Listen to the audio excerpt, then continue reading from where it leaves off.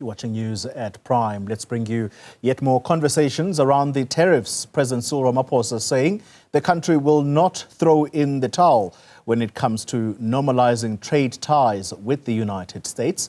It comes ahead of Thursday's 30% tariff hikes on South African goods. Trade Collective Senior Research Fellow is Dr. Lebohang Pheko, who joins us tonight. Dr. Pheko, good evening to you. Thank you very much for your time. Before we talk things domestic and what the impact of this is going to be in South Africa, I'd like to first talk about President Trump, because there is this view that the tariffs that he has been punting for the longest time now are not so much driven by economics, but it's actually a political tool for him. Do you agree with that view? And if so, how then could South Africa hope for a better deal anyway?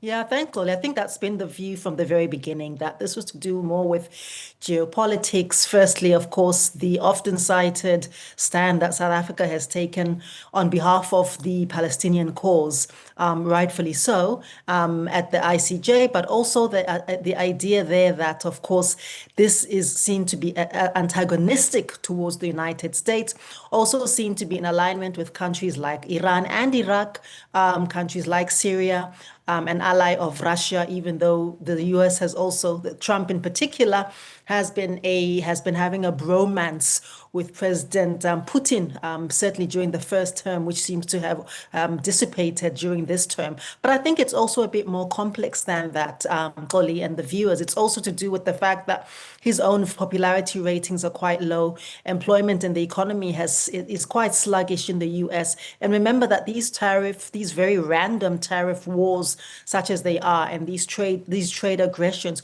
don't only hamper international markets, but of course they also have an impact on US domestic produce, US domestic certainty, the dollar, the strength of the dollar, and their own productivity indices. It also comes at a time when when Donald Trump's popularity rankings are the lowest, if I'm not mistaken, of any US president over the last 80 years. So he has his own problems. And of course, this could also be seen as a way of trying to bolster what the US often does when things go wrong at home. This has been a tried and tested methodology of many US presidents, both Democrat and Republican, is to go outward, is to look outward, either start a war, pick a fight, or do something to perhaps divert attention from the domestic scenario. So it's a bit more complicated than just our stances, but also I don't think that under those circumstances we were ever on time, as it were. I mean, certainly clearly we are also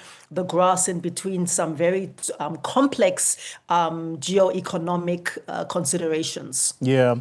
Flowing from that, let's look at home then. And the blame game, you could say, has already started. If you listen to the fellow GNU partner, the DA, there's a strong view that says the negotiating team, South Africa's negotiating team, missed 2 deadlines. I was in conversation with Alan Winde, the Premier of the Western Cape, on this, and he's a very angry man about how we have handled these negotiations.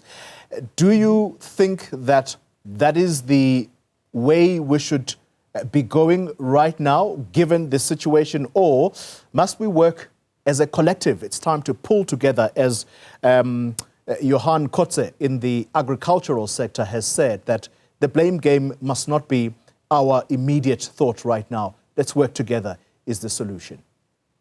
Particularly because, Koli, the blame game at the moment will not in any way it won't negate the circumstances that we're in, and even the people that blame, whatever camp that one finds oneself in, is going to be impacted in exactly the same way by whatever is coming at us. The cost of food, the cost of citrus, the cost of imports and exports will deal with all of us in the same way. And I think that we need to be very mindful when we're talking about this, to really look at the way that this can be viewed really more as a form of very punitive bilateralism. So the US Review Act should really could be seen as using economic tools that discipline international behavior, which is also a clear violation of WTO principles, which are based on most favored nation principles. And this really suggests that my neighbor is, the whole world is my neighbor. It's slightly problematic because, of course, what that does in the context of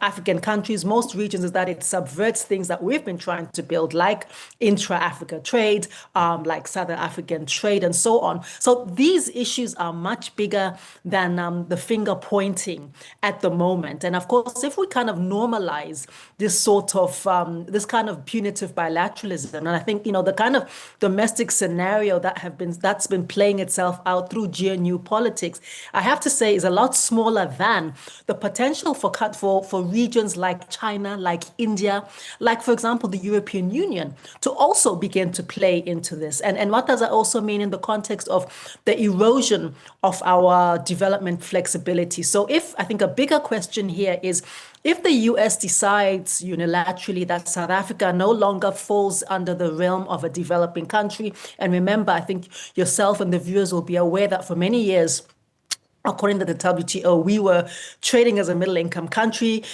due to our G20 membership, which I think was a bit premature for a country coming out of huge socioeconomic inequalities and deficits. Yeah. And what this really means is that, in the context of all of this, the finger pointing becomes quite irrelevant, Xoli. Let's talk scenarios then. What are the options for South Africa, Dr. Pheko? You mentioned WTO, the World Trade Organization. Yeah. What does South Africa go there and do? Is it to complain and say something needs to be done? Or, as you've already intimated, look for alternative markets, BRICS? Yeah. What are our options right now?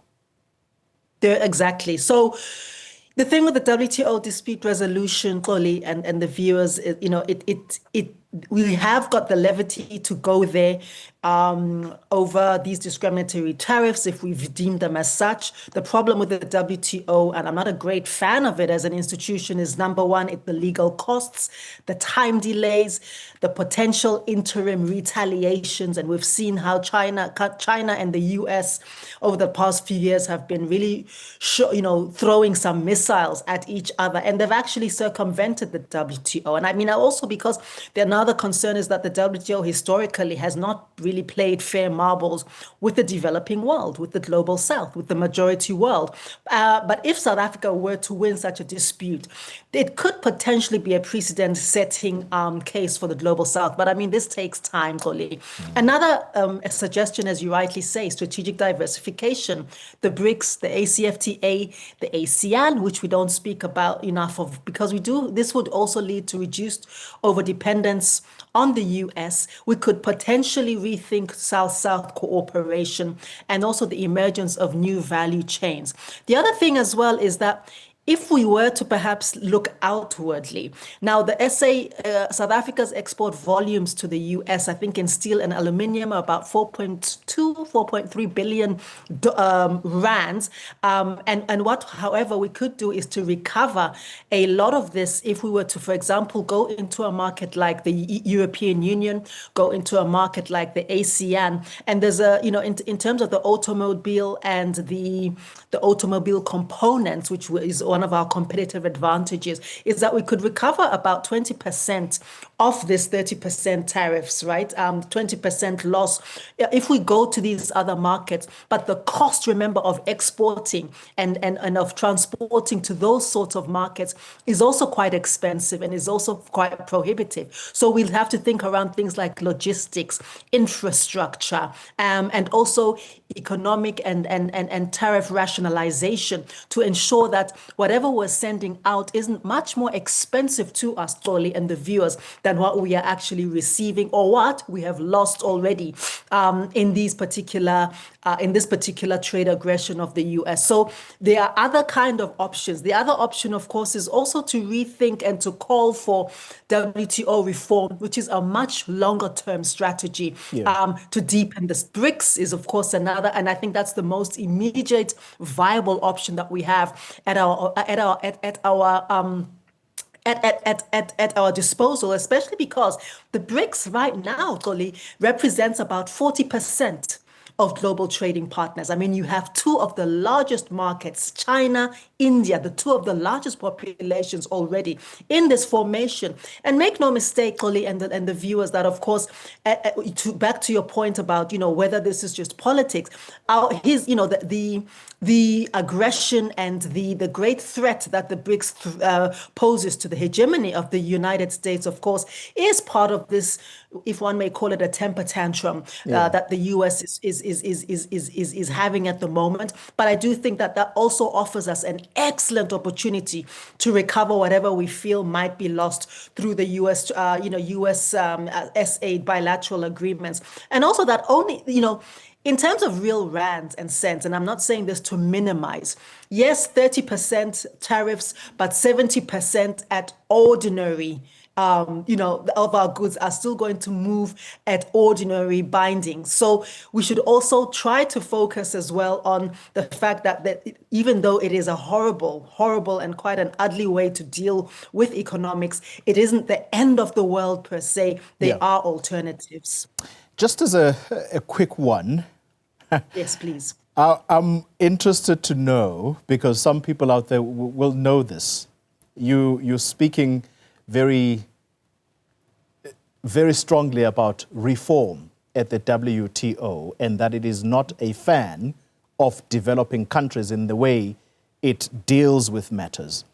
People will probably know that that organization is led by Ngozi Okonjo-Iweala.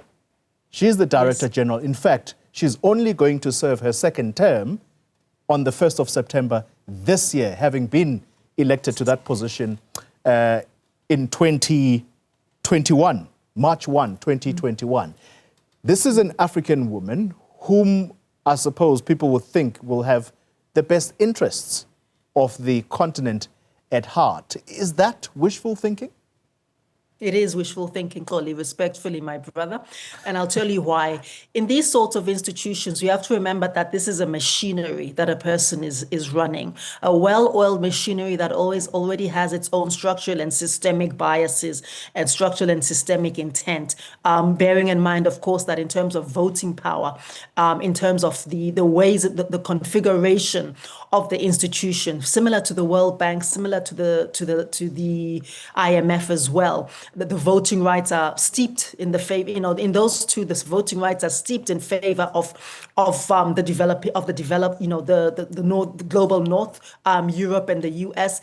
The WTO is slightly different in its configuration, but no different. And I mean, I've attended several WTO ministerial meetings and had the opportunity to liaise with and be, in the corridors with ministers and different heads of delegation from various African, Asian, and Latin American countries who have all commented over the years on how disrespected they feel in those rooms and the kind of arm twisting that takes place, where people will receive strange phone calls in the middle of the night whilst they are trying to negotiate and be threatened with sanctions, be threatened with withdrawal of aid, with development partnerships, and so on. So I think that we should not be naive and place too much on Dr. Ngozi, because really she is merely one piece of a large machinery. Dr. Lebohang Pheko, thank you very much for your time and insights. She is a senior research fellow at Trade Collective.